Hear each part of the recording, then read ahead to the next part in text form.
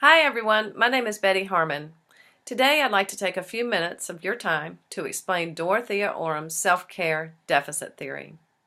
This is a theory that's taught in Nursing 455, which is a course titled Nursing Theory, and it's taught in the RN to BSN program at the University of Mount Olive. This video is an assignment for my Master of Science in Nursing degree program at the University of Mount Olive. I have one goal for this presentation, and that is when I'm through, you will be familiar with the three components of Dorothea Orem's self-care deficit theory.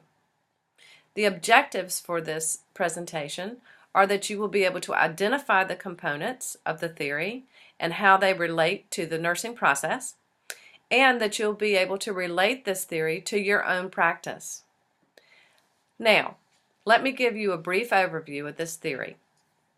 Dorothea Orem was born in 1914 in Baltimore, Maryland.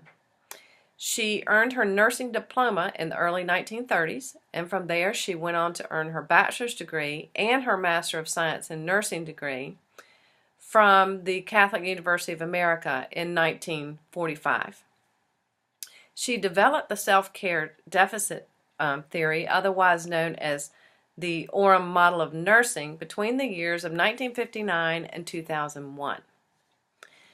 Orem's theory is based on the central belief that all patients want to care for themselves.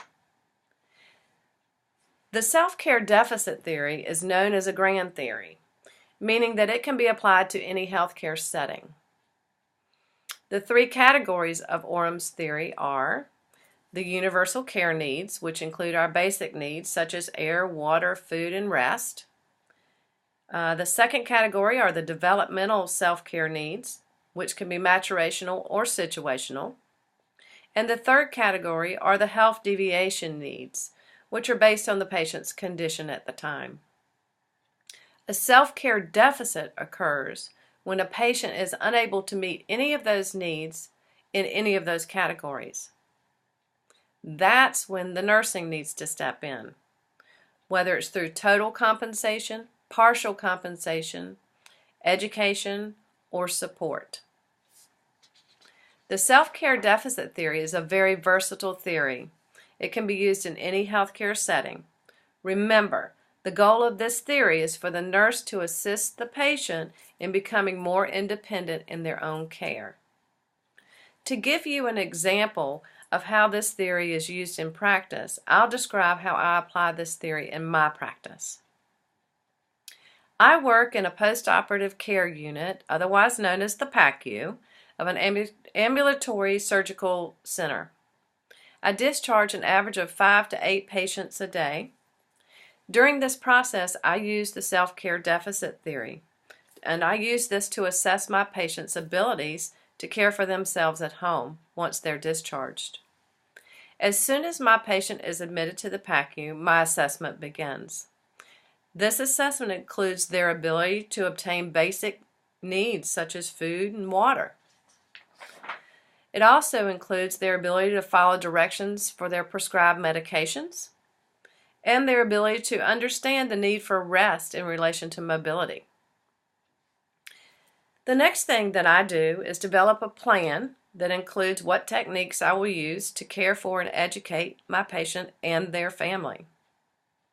During my interaction with the patient, I am also helping them to develop their own plans of care for when they're discharged and they're at home. These plans can include their diet, exercise, and pain control for their recovery.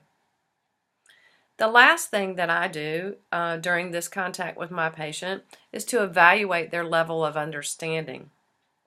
This will assure me that the patient has a full understanding and will be able to return to their goal of caring for themselves when they're at home. Now, do you see how I've used the nursing process, which is assessment, planning of care, and evaluation, all while using Orem's theory to address the specific needs of the patient to care for themselves?